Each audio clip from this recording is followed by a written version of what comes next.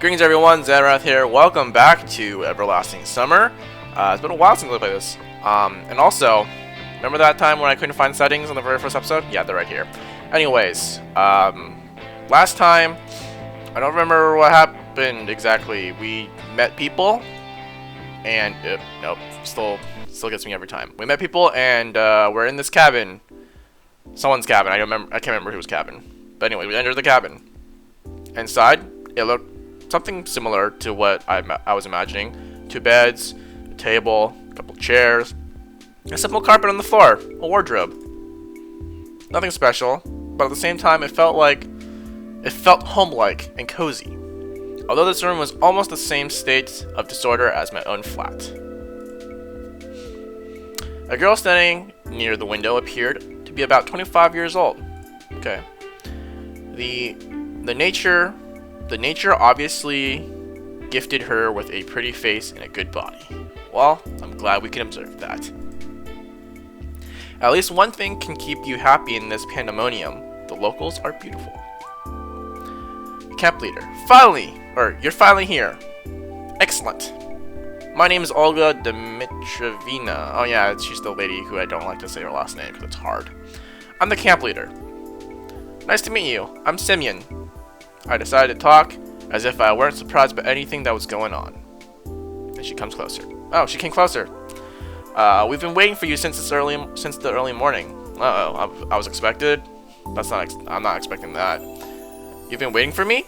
Or you've been waiting for me? Yes, of course.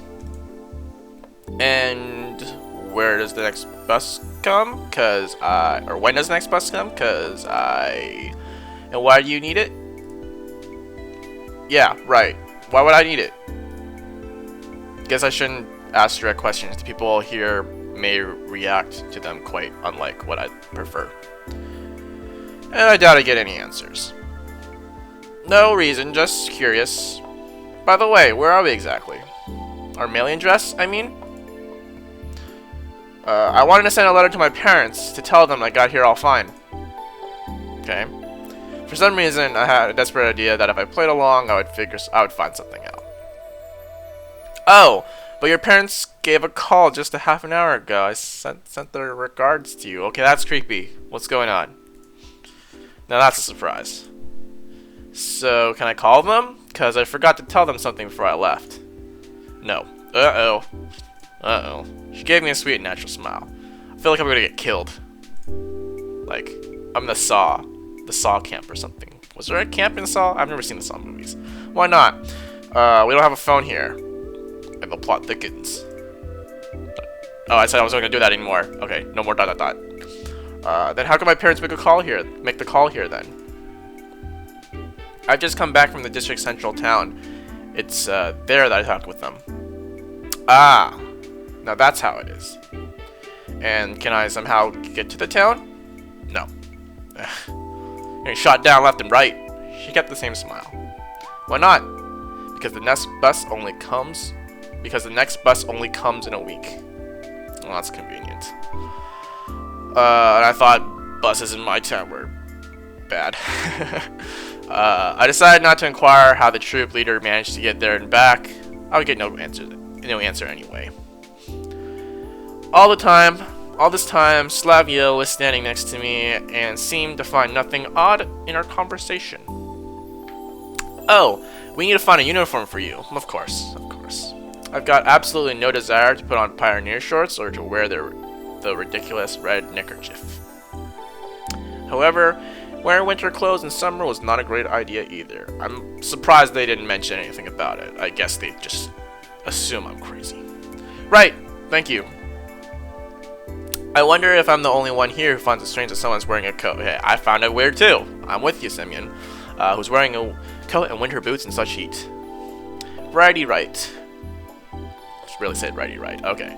I'll be off then, and you can get yourself acquainted with the camp. Don't forget to come to dinner in the evening. Oh, I won't miss dinner. Having said that, she walked out of the cabin. It's her cabin, isn't it? Okay. No, walked is not the right word. She rushed out. I was now alone with Slavia in a cabin with 2 beds. Just saying. I must go too. She knew what was going on. Got things to do.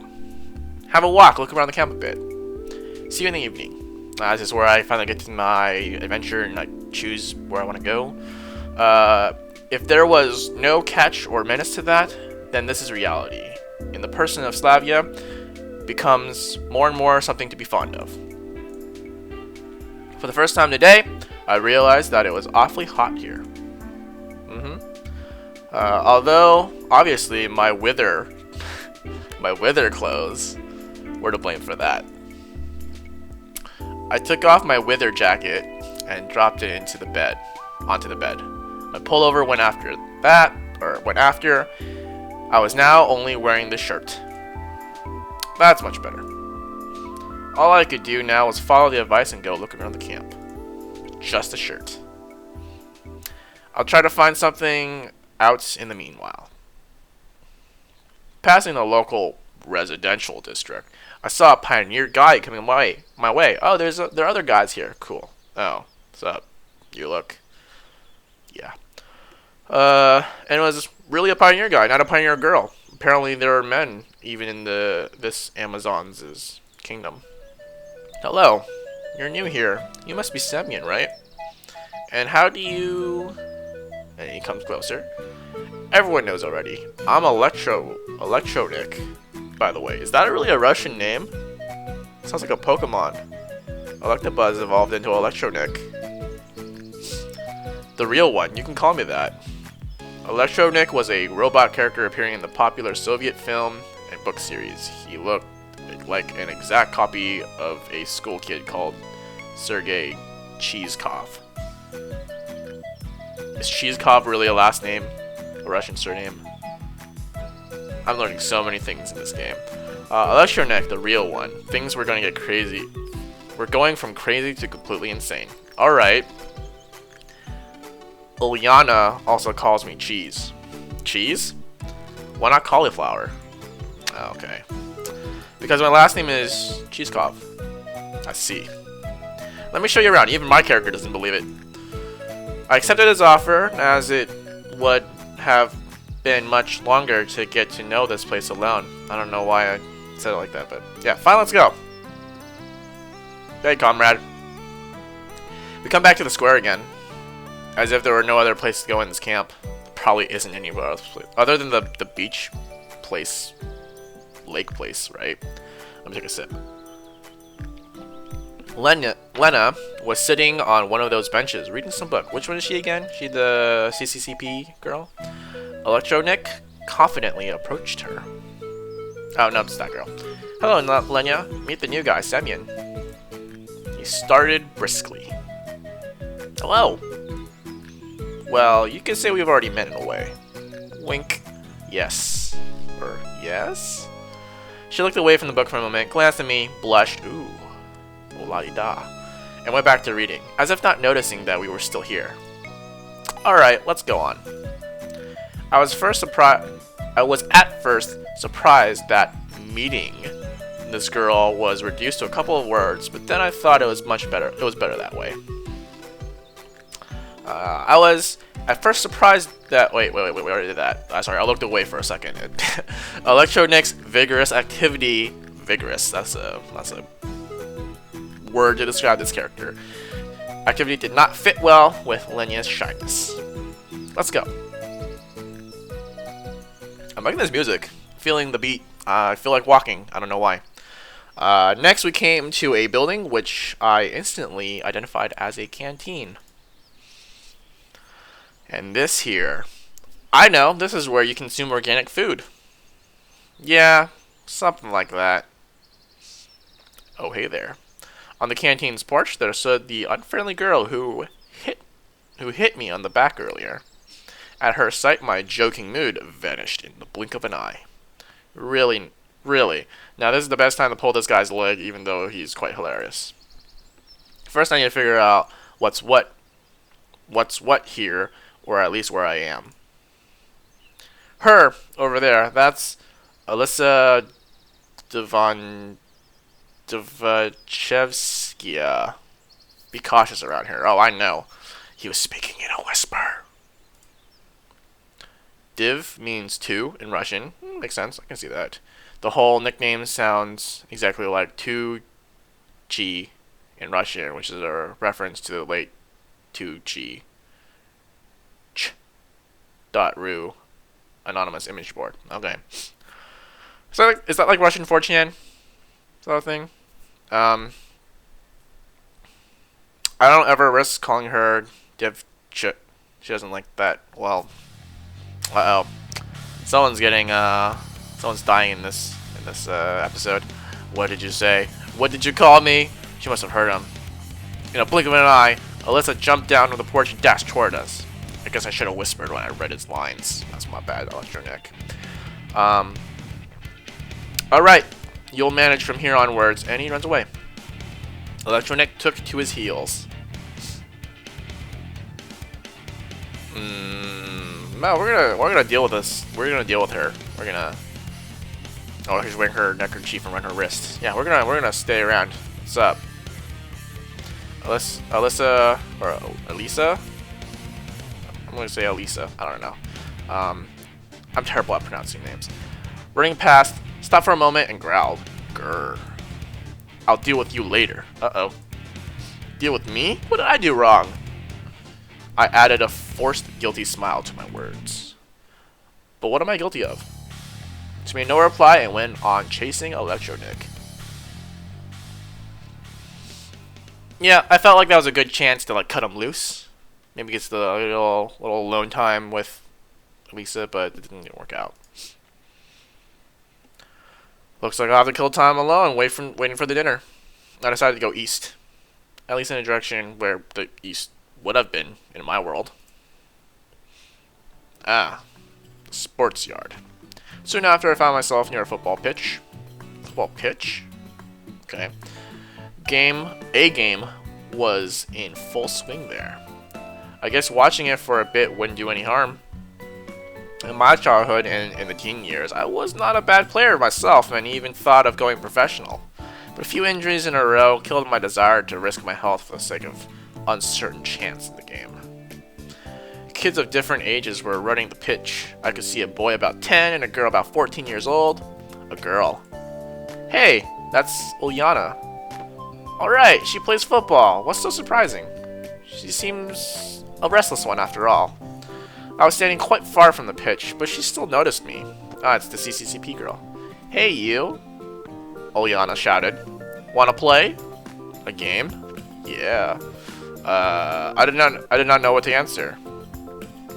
On the one hand, it's no big deal running for 10 minutes. On the other hand, any wrong move in my situation could be a final one. In any case, my attire wasn't suitable for this weather. If I played in winter boots and warm jeans, I'd sweat like a pig. And playing barefoot and without jeans would simply be unethical. I don't know. Didn't they used to wear, no, basketball they used to wear short shorts, so. Maybe another time, alright? I shouted in response, turned around and walked back. I was followed by Ulyana's screams about my pants, or about me being a patsy. A patsy? A pansy. That's a patsy. Or something like that. Or she was yelling about my pants. What if she wanted my pants? Oh, dang. The evening was falling, making me feel tired and empty after a day wasted for no real purpose. Comrade. I came back to the square, sat down on a bench, and threw an exhausted sigh.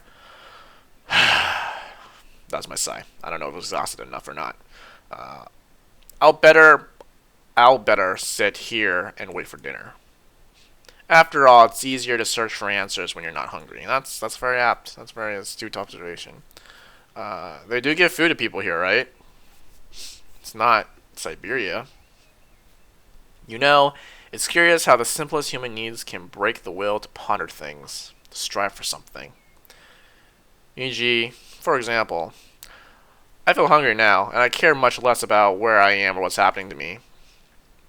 Could great people also be affected by this? In such case, how did Spartacus start the slave uprising in ancient times? I can only conclude that I'm not a great person, and it does not really matter which mechanism do I serve as a gear, society, matrix, or a weird pioneer camp. Lunchtime or dinner time? My thoughts were interrupted by the bells chiming from a loudspeaker on a light pole. It must be dinner call. A dinner call. I don't know why I'm missing those articles. I headed towards the canteen. It was a good thing that now I knew where it was. Olga was there, standing on the porch. I stopped and looked at her as if I was expecting something. Oh. I think I know what I was expecting. She looked back at me for a while, but at last came closer. A little too close. Semyon, what are you waiting for? Come in already. I'll come in. Wink. Guess nothing bad can happen if I come with her. My stomach backed me up here. Oh, look at all those neckerchiefs. The two of us went inside. That's a lot of people. The canteen looked like a canteen. I had no chance to visit I had a chance to visit a factory canteen at some point in my life. This one was exactly the same, just maybe a little cleaner and more modern. Metal chairs and tables, glazed tile on the walls and on the floors, unsophisticated tableware with occasional crack. Is there an article missing there with an occasional crack? Or like crack? Guess that's what a canteen in a pioneer camp is supposed to look like. Semyon, wait a moment. We'll find you a place to sit. She looked around the place.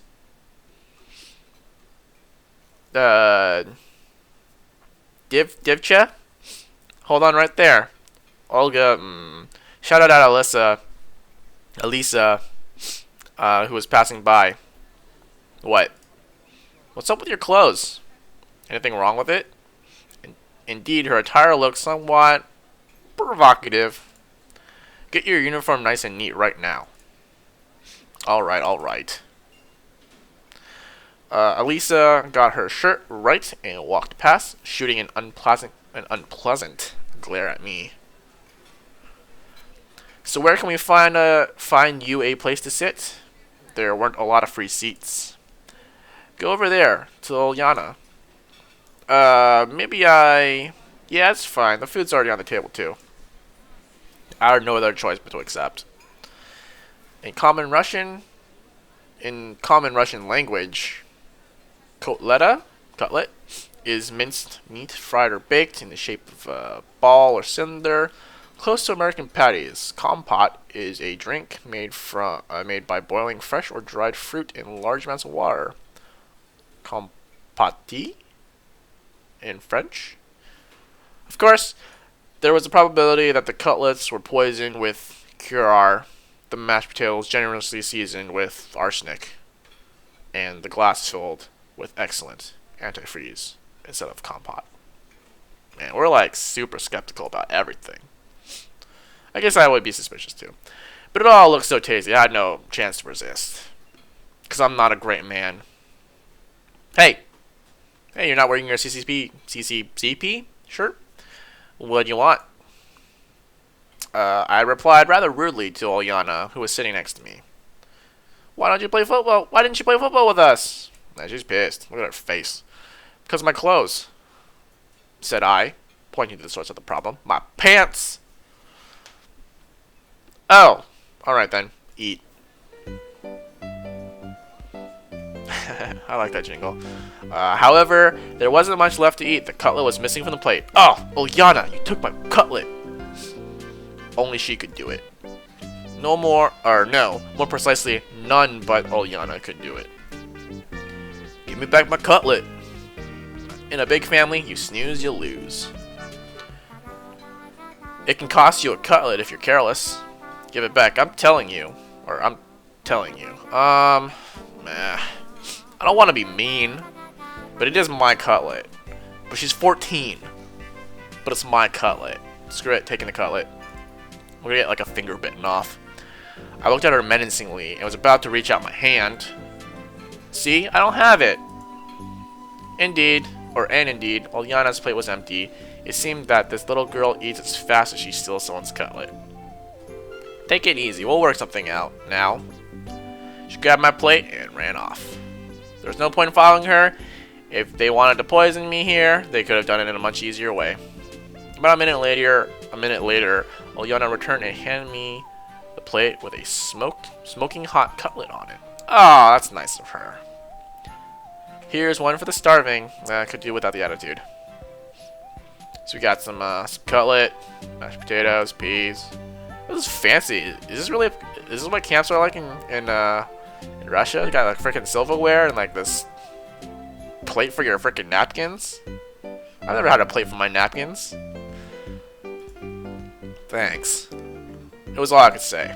I was so hungry that my suspicions were gone in a flash. I picked up the cutlet with my fork and nom. Ah! What the?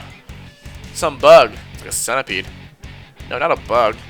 An insect. It's got legs and it's wiggling.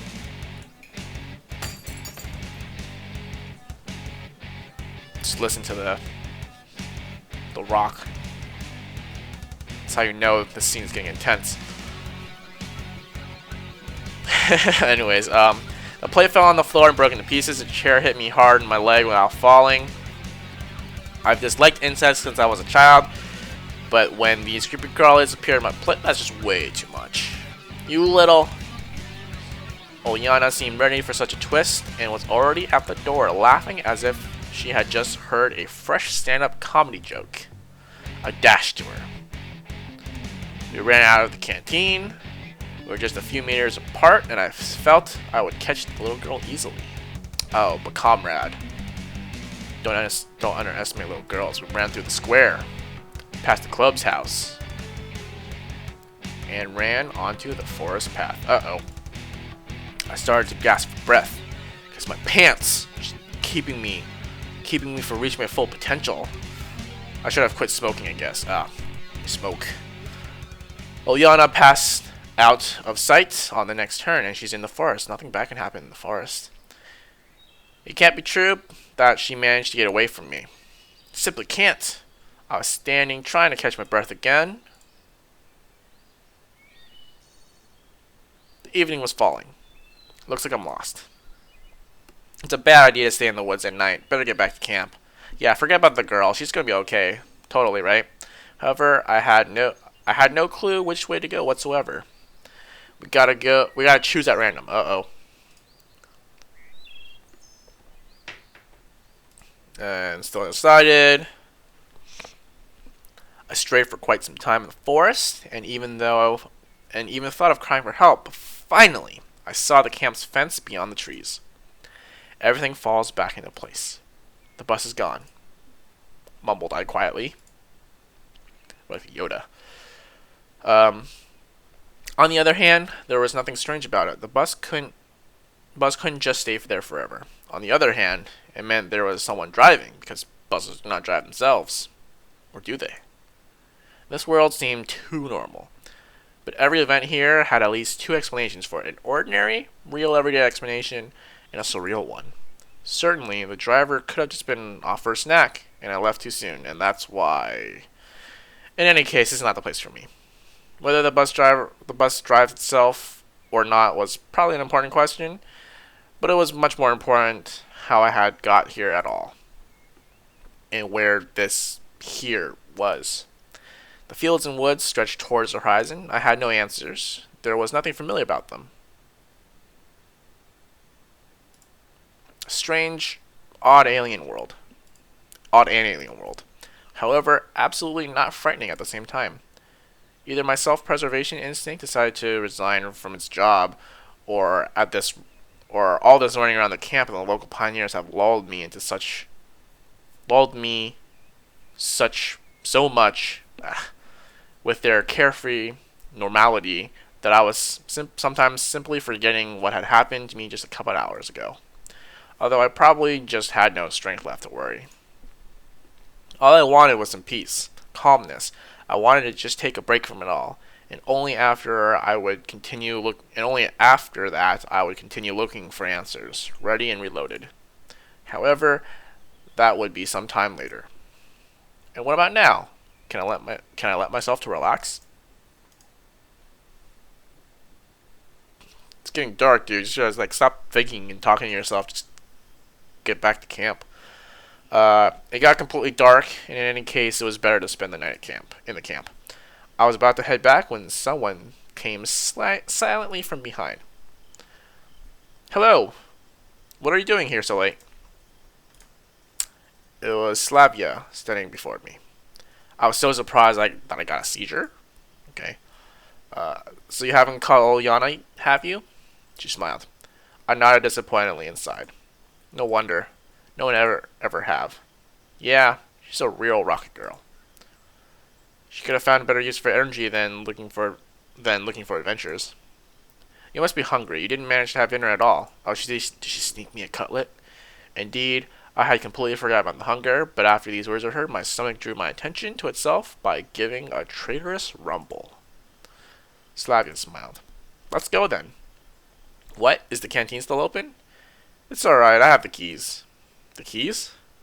Yes, I have the keys to all the facilities in this camp. How come? Well, I'm something like the camp leader's aide here. I see. Well, let's go. It was an offer you can't refuse. Can't refuse Slavia. When we reached the square, Slavia stopped in her tracks. Excuse me, I should warn my roommate that I'll be late. She's so punctual herself that she'll be worried otherwise. You go on to the canteen. I'll come in a minute, alright? Alright. I really did not expect that at such a late hour someone would be there besides me, and that somebody was apparently trying to open the door. Without any secret thoughts, I walked to the porch. No, the lockpicker turned out to be Elisa. I should probably have kept off and waited. She looked at me intently for a while, then said, "Don't just stand there. Give me a hand or something." Meaning, help me open the door. Why? Because I want some buns with kefir. But dinner wasn't enough. Is it really a good idea? Aren't you hungry yourself, huh? Well, Yana didn't let you have a normal dinner, did she? She smiled sarcastically. Of course. It's true, she didn't. That's fine. Slavia will come now and... What? Well, that's that face.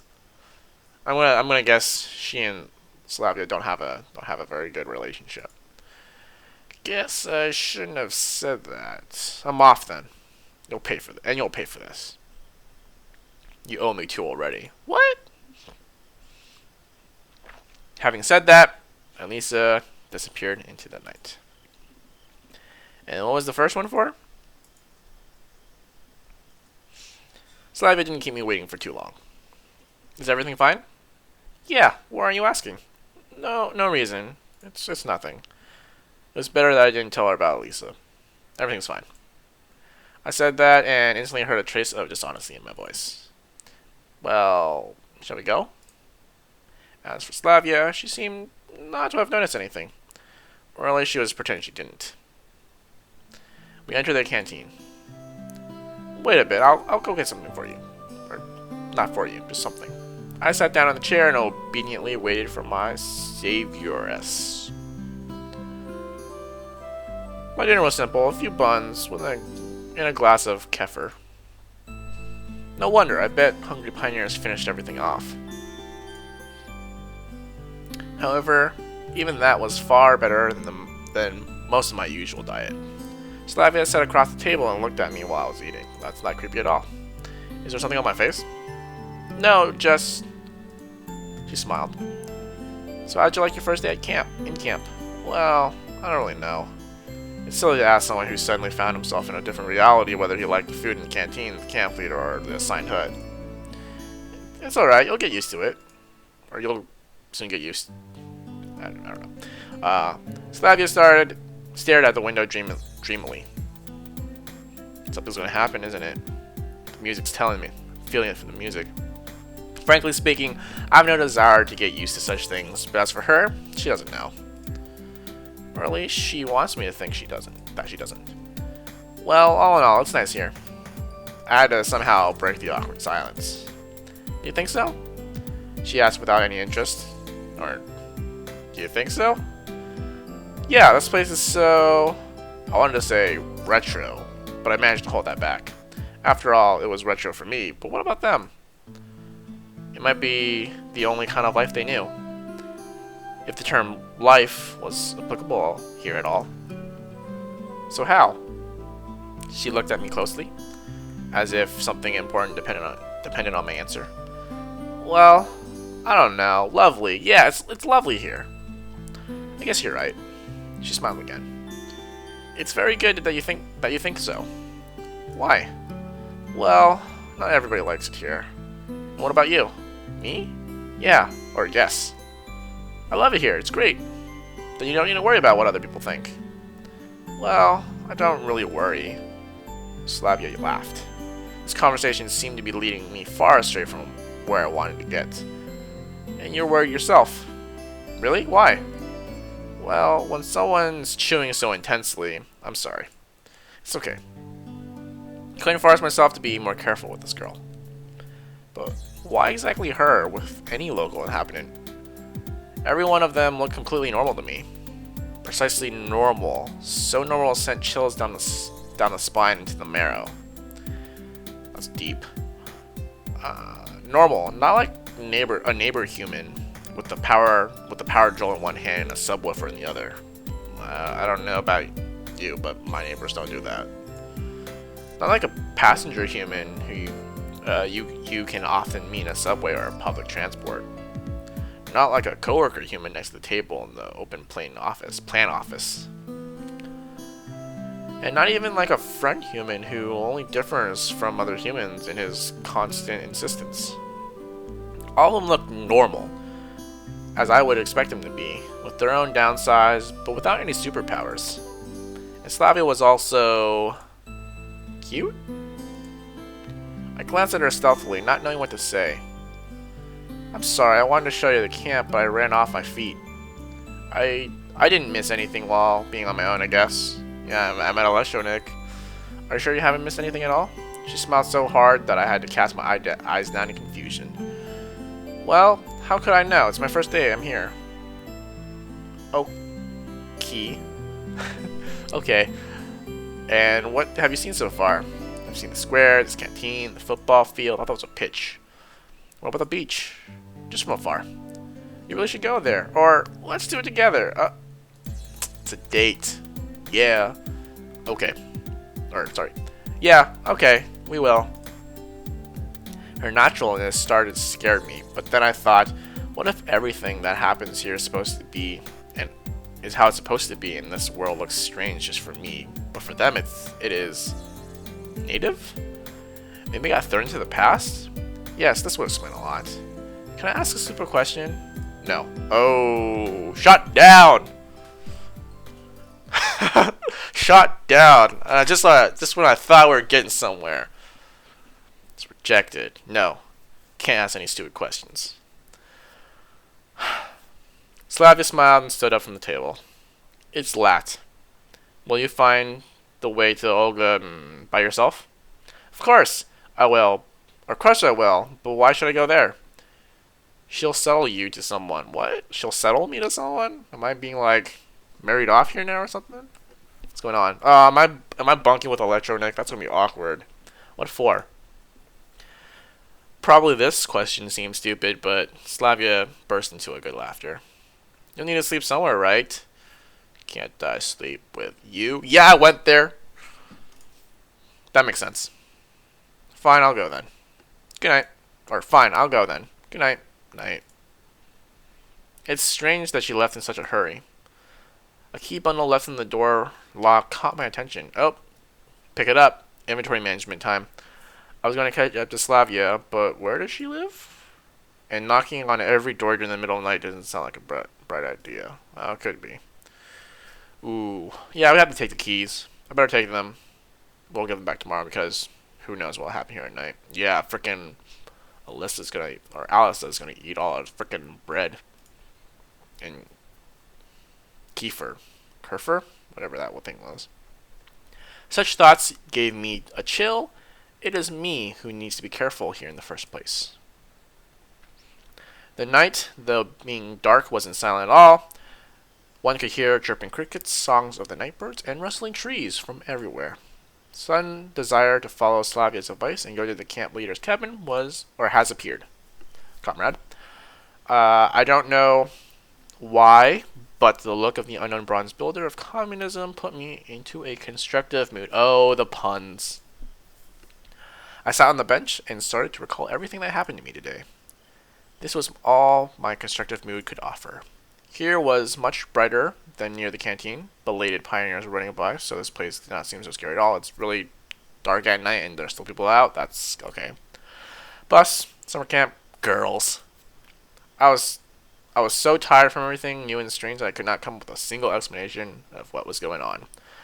I heard a barely noticeable rustle nearby. I shivered and looked in that direction. Girl, reading a book. Lenya. Or Lena?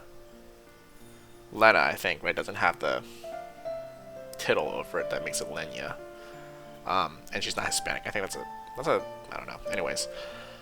I decided to come closer and talk.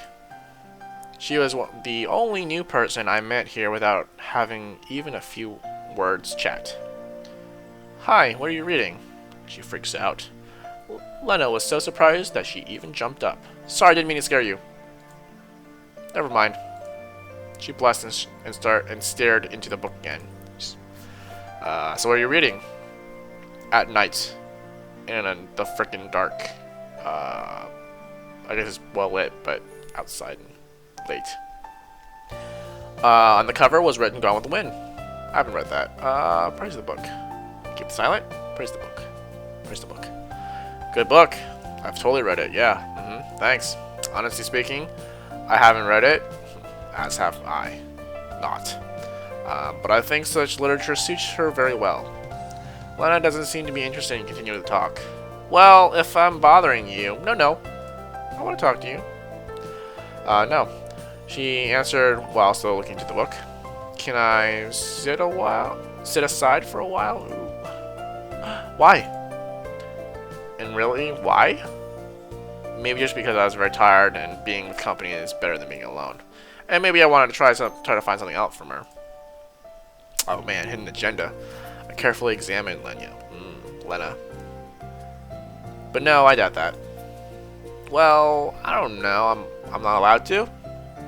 Feel free. But if I'm bothering you, no, you don't. I can leave just till everything's alright. Okay then. I sat on the end of the bench carefully. After such an intensive talk, staying here was the last thing I wanted. But it won't be nice just to stand up and leave. Didn't really go well, huh? Lena hadn't answered anything. It seems I made a fool of myself. Yeah, definitely seems like it. I bet if it was Olyana here, she'd have a good laugh at me. She probably would. Do you enjoy being here? I recalled Slavia's question and thought it would be good. It would be a good start for a conversation. Yes. She slightly smiled. I guess I like it too. Lena, I keep doing that. Lena definitely isn't very sociable and probably can't support the meaningless conversation as easily as Slavia. But there was something in her that attracted the attention. Like a momentary sight or reflection in the glasses of a raining autumn evening, which makes you turn around and stare into the darkness, searching for something that you saw out of the corner of your eye. Of course, you weren't able to distinguish or understand what it was, but it felt so tempting. Lena was still reading the book without paying any attention to my presence, and I had no intention at all to ask her anything about this camp or this world in general. Beautiful night, yes. How in the world are you supposed to start a conversation with her? It's late, I have to go. Yes, it's quite late. Good night. Night. And that was awkward. There was something strange in this girl. At first glance, she's a typical shy and modest pioneer girl, but the mystery of Lenya took its own place in a massive list of mysteries of this camp, which I started to put together in my head. Lazy evening. There's nothing like a good time with nothing to do. I headed towards Olga's cabin. The light in the house was on. Hey, Semyon. You're quite late. Yeah, I went for a walk to look around the camp. Alright. You'll be sleeping here. She pointed her finger to at one of the beds. Right here? I got a bit surprised. I'm a little surprised too. Yeah, is something wrong? We're out of free cabins anyways. The camp leader smiled, but I'd rather think it was a smile of politeness. You do want to be a decent pioneer, don't you? There was a clear emphasis on the word decent. Man, that means we can't make a move at night. Yep, sure. I got lost in the thought for a moment. Don't you mind it, mademoiselle? Okay, now we're trying to be French.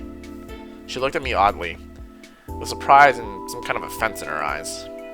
Pioneers should respect their elders, Olga said strictly. Of course he should. No one argues that. I blathered, not really realizing that I was wrong. Shouldn't you also? She stared at me. Under such a gaze, even mithril forged by the best dwarf masters from the deepest dungeons would melt. Okay, that's a good analogy, I guess. Should I what? What's up, Tut? Oh my god. Nuisance and lack of understanding made me talk a level louder. You must address adults appropriately. Yes, of course, there's a lot of strange things here. But this girl's just a couple years older than me, or maybe even younger. But I decided not to argue. While just a few minutes ago I would never call her adult, I have to admit that she was also giving a strong character.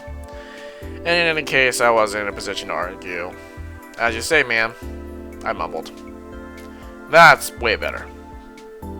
That's how a decent pioneer should conduct oneself. And now it's time to sleep. Honestly speaking, I wasn't going to become neither a decent nor indecent pioneer. Just yesterday I wasn't going to be a pioneer at all. But do I have a choice now? No desire, we'll put it down with the fire. Wait, what? No desire, we'll put you down with fire. This is a motto Olga was probably going to use. Alright, well, looks like it's wrapping up day one.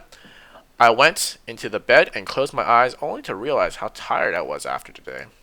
Something hammered in my head awfully, as if my brains were starting a knife shift. And they seemed to be aimed more at rolling the steel than working with something more sensitive.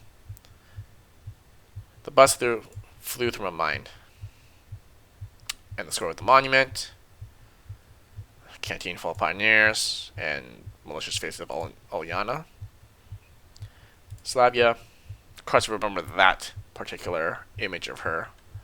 Lena, and even recalling Elisa hasn't given me much of a negative feeling. What if I'm here for good? And we're asleep. Day 2. Alright, that's a good place to wrap it up. This is a really long episode. But yeah, I guess we'll pick up on day 2 next time. So until then, thanks for watching. Bye.